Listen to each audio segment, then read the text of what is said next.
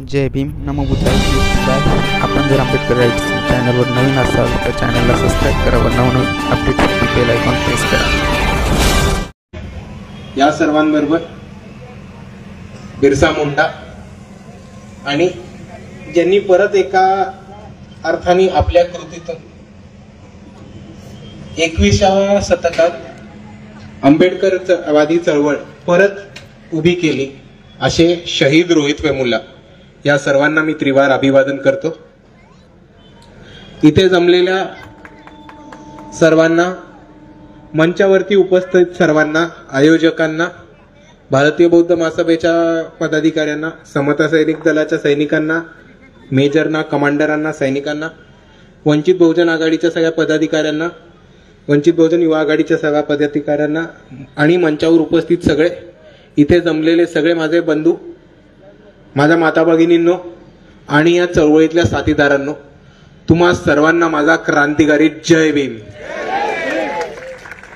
सर्वात पहिले आज आपल्या पंचशील नगरमध्ये जे बुद्ध विहाराचं स्थापना झाली आणि तिकडे जे बुद्ध मूर्तीची स्थापना झाली ते आयोजन करणारे, त्याचं इनिशिएटिव्ह घेणारे आणि ही कृती आपल्या हातातून पार पाडली पाहिजे असं प्लॅनिंग करून, ऑर्गनाईज करून सगळं आजचा कार्यक्रम घडवणाऱ्या आपल्या युवक बांधवांसाठी एक जोरदार टाळ्यांचा हात होऊन जाऊ दे.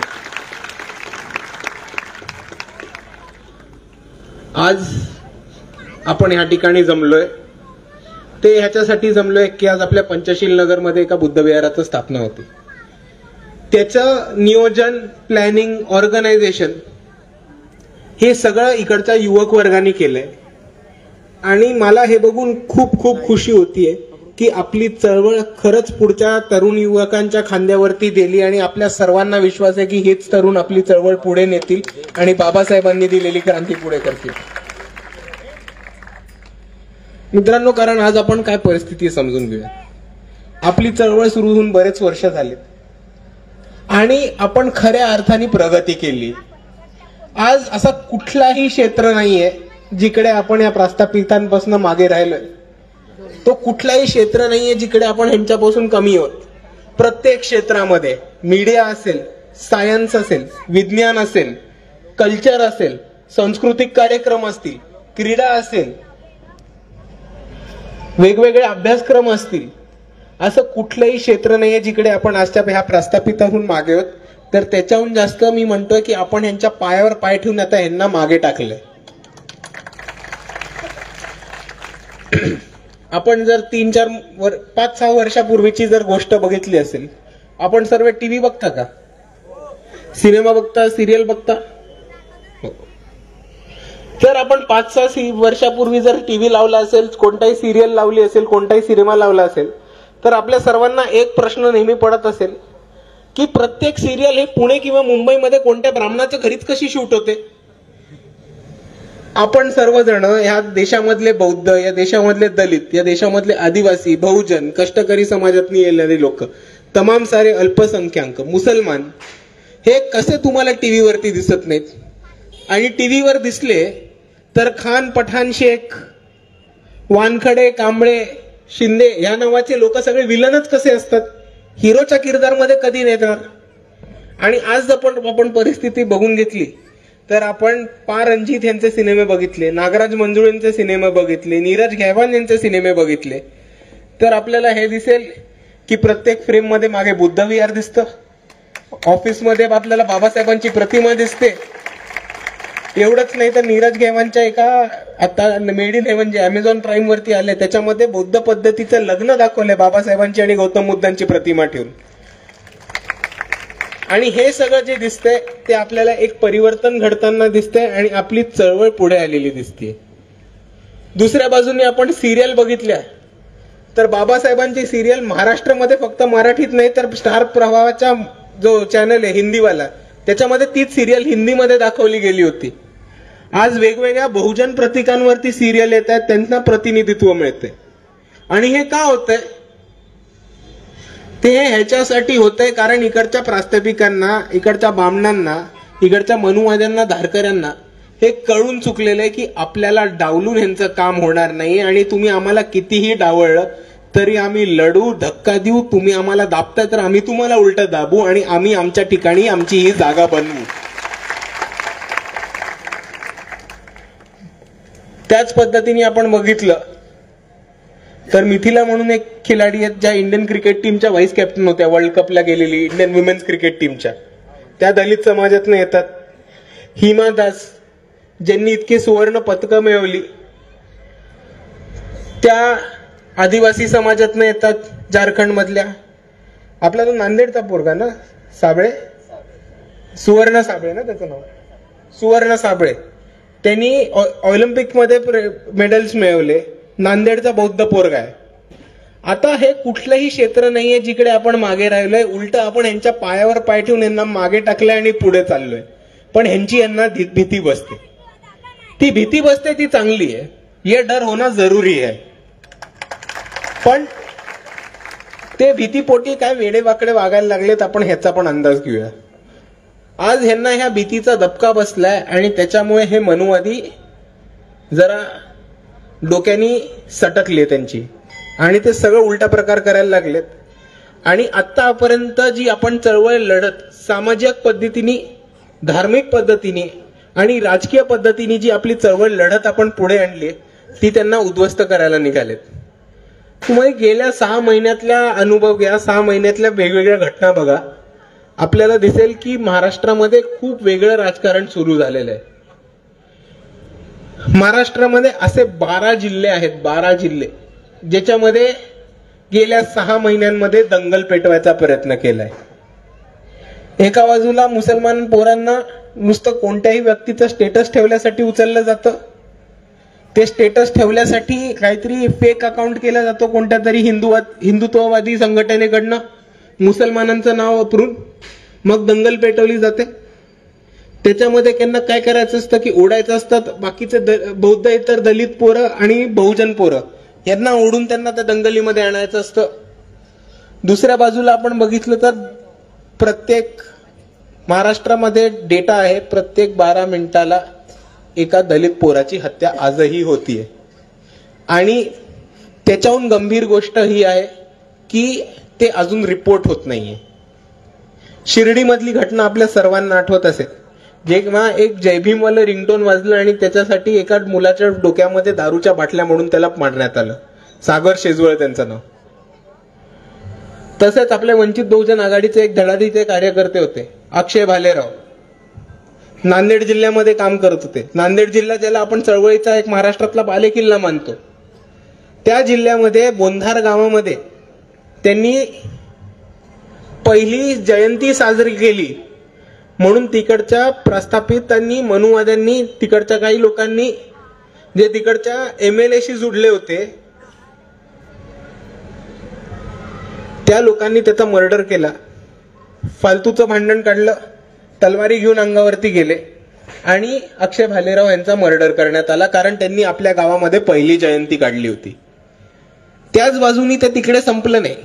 याच लोकांनी नंतर सोशल मीडियावरती त्याचे फोटो वाढवले आणि म्हटलं की हा गुंड होता, गुंड प्रवृत्तीचा होता, चांगला मुलगा नव्हता, याला व्यसनं होती, सगळ्यांची भांडण करायचा, दारू प्यायचा, म्हणून ज्याला मारलं त्याचंच चरित्रहनन करायला निघालेत, त्याचंच कॅरेक्टर असॅसिनेशन करायला निघालेत. आणि तुम्ही ज्याला मारता, जो खऱ्या अर्थाने विक्टिम आहे, त्या विक्टिमलाच तुम्ही आरोपीच्या कठाऱ्यामध्ये परत उभं करायचे प्रयत्न करताय तिकडचे मनुवादी. आणि म्हणून मी मानतो की ज्या पद्धतीने आज आपण इथपर्यंत पोहोचलोय, आपण आज हवं तिकडे आपल्याला ताकदीने बुद्धविहार उघडू शकतो, आपण कार्यक्रम घेऊ शकतो, आपण इकडे इतके जमलो, आपण मोदींना शिव्या देऊ, मोहन भागवतला शिव्या देऊ, अमित शहाला शिव्या देऊ, हे आपलं घंटा काही वाकडं नाही करू शकणार. इतकी ताकद आज आपण इकडे ठेवलेली आहे.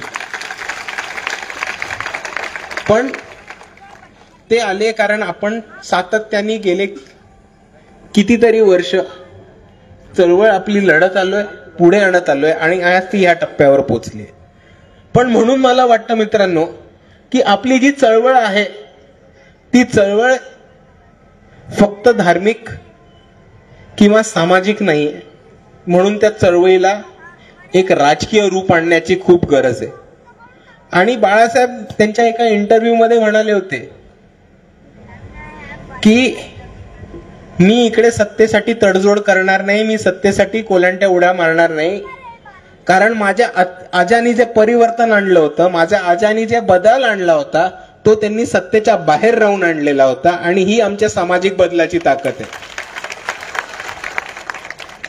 पण मित्रांनो, आपण एक विचार करून बघा की आपल्याकडे सत्ता नसताना जर आपण इथपर्यंत पोचलोय, तर जर चुकून माकून सत्ता आली तर आपण या साल्यांचा काय बाजार उठवू.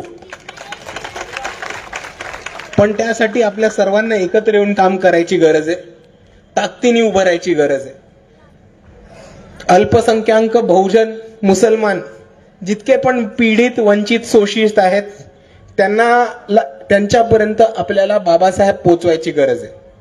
जे आपण बौद्ध विहार आज उभं केलंय, जसं बाबासाहेब म्हणायचे की बौद्ध विहार हे चळवळीचं एक केंद्रस्थान असलं पाहिजे, त्या पद्धतीने आपण सर्वांना आपल्या बौद्ध विहारामध्ये आमंत्रित केलं पाहिजे. त्यांना बाबासाहेबांचे विचार पटवून दिले पाहिजेत आणि त्यांना गौतम बुद्धांनी दाखवलेला मार्ग दाखवला पाहिजे. कारण आपण एक गोष्ट समजून घेऊयात की गेल्या 6-7 वर्षात जर आपण परिस्थिती बघितली असेल तर तो आदिवासी समाज असेल, बहुजन समाज असेल, मुसलमान समाज असेल, एक क्रांतीचं प्रतीक म्हणून, किंवा ज्याला आपण इंग्लिशमध्ये सिम्बल ऑफ रेझिस्टन्स म्हणतो, की ह्या एका प्रतिमेला बघून, ह्या एका प्रतीकेला बघून मला लढायची, क्रांती करायची प्रेरणा जी मिळते, ते प्रेरणाचं, ते सिम्बल ऑफ रेझिस्टन्स, क्रांतीचं प्रतीक बाबासाहेब हे जगभर आज मान्य झालेलं आहे. कारण तुमच्या समोर एक छोटं उदाहरण देतो. आपल्या सर्वांना NRC CA काळ आठवतोय? CA NRC आलेलं आठवतंय का? हो. तेव्हा शाहीन बाग दिल्लीमध्ये झाली होती, आठवते?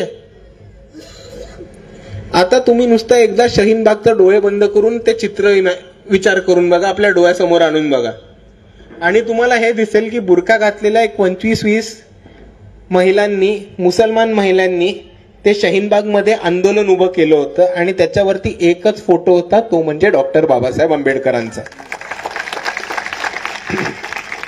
आणि ह्याच्यावरनं आपण एकच गोष्ट समजून घेऊ शकतो की जर दिल्लीमध्ये 40-50 मुसलमान बायका भारत देशाला एका त्यांच्या आंदोलनावरनं जागा करू शकतात, भारत देश त्यांच्या आंदोलनातनं पेटवू शकतात, आणि ते तिकडे जर क्रांतीचं प्रतीक डॉक्टर बाबासाहेब आंबेडकरांना मानत असतील, तर आपली चळवळ आज कुठपर्यंत पुढे आली.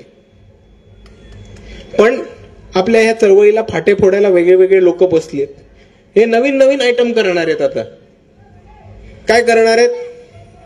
चुकीचे घुसखोर आपल्याकडे पाठवणार आहेत, अपप्रचार करणार आहेत, आपल्या नेत्यांबद्दल, आपल्या कार्यकर्त्यांबद्दल, आपल्या पदाधिकाऱ्यांबद्दल गैर अफवा उठवल्या जाणार आहेत. मग त्याच्यानंतर त्यांनी नवीन एक पॅटर्न चालू केलाय की बौद्ध विहारामध्ये नकली आंबेडकरवादी पाठवायचे. म्हणजे RSS चे लोक जे फक्त निळे गमछा पांघरून येऊन आपल्याला आंबेडकरवाद सांगायचा प्रयत्न करतात, पण RSSचं काम करून जातात, अशी नवीन त्यांनी आयटम केली. अशी लोक येऊन आपल्याला काय म्हणतात की आपण सर्वांनी राजकारण सोडून द्यावं, समाजकारण सोडून द्यावं, आपण फक्त आपल्या नोकरीचं आणि शिक्षणाचं बघायचं आणि आपल्या आपल्या कुटुंबाचं बघायचं. पण ह्यांना हे कळत नाही की बाबासाहेबांनी आपल्या सर्वांना हे शिकवलंय की आपली चळवळ ती आहे, ती वैयक्तिक नाहीये, ती सामाजिक चळवळ आहे, आणि आपण सर्व एकमेकांचं भलं करणार आहोत, आणि आपण चळवळ ह्याच्यासाठी लढतोय की पूर्ण समाजाचा विकास व्हावा, एका कुटुंबाचा नाही, आणि त्याच्यासाठी आपण सर्व एकत्र चालतोय. दुसऱ्या बाजूला बाबासाहेब आंबेडकर ज्यांनी Labour Party of India, Scheduled Caste Front आणि रिपब्लिकन पार्टी ऑफ इंडिया असे 3 वेगळे राजकीय पक्ष उभे केले, जे पहिले भारताचे लॉ मिनिस्टर राहिले. तुम्ही ह्यांच्या अनुयायांना सांगूच नाही शकत की तुम्ही राजकीय भूमिका नका घेऊ. ह्या मित्रांना मी सांगतो की आमचं अस्तित्व राजकीय आणि सामाजिक आहे, आणि आमची लढाई पण राजकीय आणि सामाजिक आहे. त्याचबरोबर आपण एक गोष्ट लक्षात घेऊयात की ही लोक आपल्याला सांगतात की शिक्षण आणि नोकरीवरती फोकस करा. आज शाळा खासगीकरण होत आहेत, अंगणवाड्यांच्या शाळा बंद पडत आहेत, जिल्हा परिषदेच्या शाळा बंद पडत आहेत, सरकारी शाळांचं खासगीकरण होत आहे. शिकून सावरून जर आपला मुलगा पुढे गेला तरी त्याला नोकऱ्या मिळत नाहीयेत. आणि ह्याला उपाय असणारे तर एकच उपाय ती म्हणजे ह्या राज्याची, ह्या देशाची सत्ता आपण आपल्या हाती घेऊ आणि आपणच आपला विकास करू. कारण आतापर्यंत कोण आपल्या बाजूने उभं राहिलं असतं तर ते आपल्या बाजूने आतापर्यंत उभं राहताना आपल्याला दिसलं असतं. पण आपण हे समजून घेऊयात की आपल्या बाजूने कोणी उभं राहायला येणार नाही. आपणच आपली ताकद होत, आपणच बाबासाहेबांची सैनिक होत, आपणच गौतम बुद्धांचे अनुयायी होत आणि आपणच ही त्यांची चळवळ पुढे चालवणार, त्यांचं स्वप्न साकार करणार आणि एक दिवस या भारतामध्ये वंचितांचं, दलितांचं, बहुजनांचं, आदिवासींचं, मुसलमानांचं आणि तमाम आंबेडकरवाद्यांचं एक सरकार उभं करू, ज्याच्यामध्ये सर्वांचा विकास होईल, सर्वांचं भलं होईल आणि कायमस्वरूपी एकदा भेदभाव जाती अंताला आपण समाप्त करूयात. काय म्हणता? दुसऱ्या बाजूला आपण एक गोष्ट लक्षात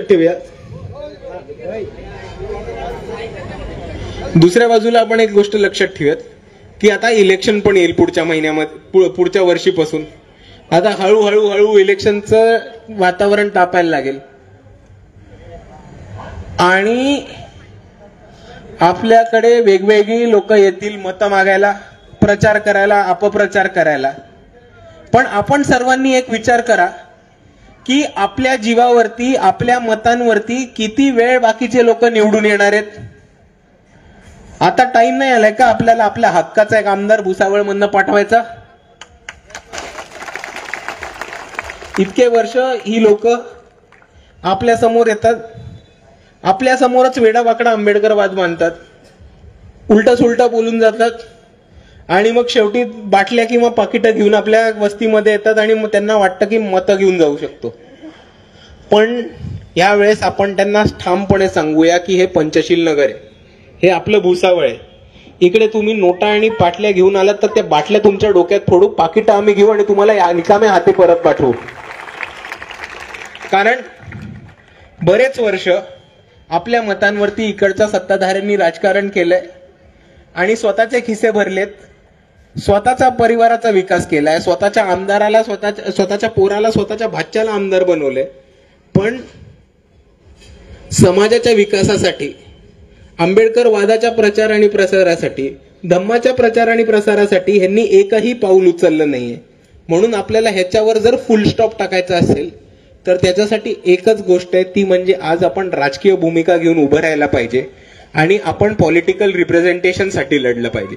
म्हणजे जोपर्यंत बौद्धांचा एक खासदार, कैकाड्यांचा एक खासदार, घिसाड्यांचा एक खासदार, पारद्यांचा एक खासदार, धनगरांचा एक खासदार, माळ्यांचा एक खासदार, मुसलमानांचा एक खासदार, जोपर्यंत आपण ह्या लोकसभेमध्ये, राज्यसभेमध्ये, विधानसभेमध्ये पाठवत नाही तोपर्यंत आपला विकास होणं शक्य नाहीये. कारण हे आपल्यावरती नेहमी आरोप ठेवतात की तुम्ही आयडेंटिटी पॉलिटिक्स करत आलात.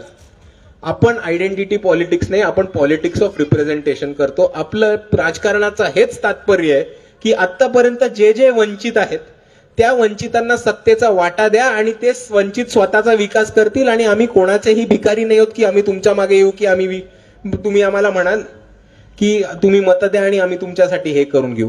आज आपल्याला बाबासाहेबांनी सांगितल्यासारखं एक शासनकर्ती जमात बनायची. आपल्याला स्वतःचेच उमेदवार, आंबेडकरवादी विचाराचे उमेदवार निवडून आणायचे आणि आपणच आपला विकास करू. म्हणूनच वंचित बहुजन आघाडीने हे धोरण दिलंय की सारे वंचित एक होऊ, सत्ता आपल्या हाती घेऊ. आपल्याला भीक नको सत्तेची, सत्ता हवी हक्काची. आणि म्हणून मी ठामपणे मांडतो आणि मी हे नेहमी सातत्याने सगळीकडे मांडत आलोय की जर या देशामध्ये या भाजप RSS ला हरवू शकणारी कोणती ताकद आहे तर ती आहे फक्त आणि फक्त आंबेडकरवादी ताकद. आणि जर आपण एकत्र आलो, जर आपण सगळ्यांनी आपली पूर्ण ताकद वापरली, जर आपण पूर्ण तन मन धनानी पूर्ण ताकद लावून यावेळेस मैदानात उतरलो आणि अख्ख्या ताकदीने, अख्ख्या समाजाच्या ताकदीने जर या भाजपला अंगावर घेतलं तर आपण नुसतं जिंकणार नाही, सत्तेत जाणार नाही, तर ह्या भाजप RSS आणि मनुवाद्यांना उचलून सत्तेच्या बाहेर फेकून देऊ, एवढं मी आपल्या समोर मांडतो. आणि या तरुण मित्रांसमोर जाता जाता एकच गोष्ट सांगून जातो की आपण ज्या पद्धतीने काम करतोय, ज्या पद्धतीने पुढे चाललोय तो एकदम करेक्ट मार्गाने चाललोय.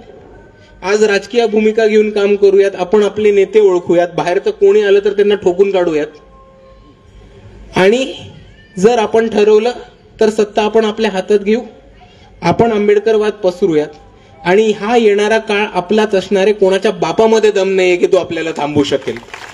एवढं म्हणून मी माझे 2 शब्द थांबवतो. जय भीम, जय भारत.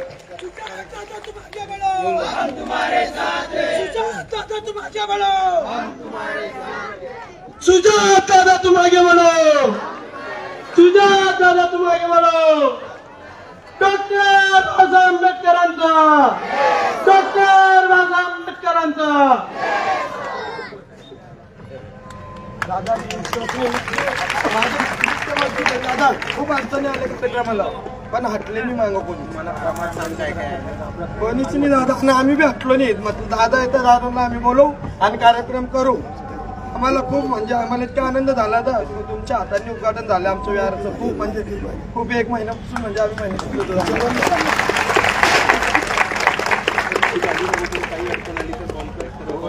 आम्ही बघून घेऊ. धन्यवाद दादा. धन्यवाद दादा. या ठिकाणी फार मोलाचं असं मार्गदर्शन केलं. गल्ली ते दिल्लीपर्यंत जे काही राजकारण चालू आहे त्याचा उहापोह दादांनी या ठिकाणी करून दिला. मी ह्या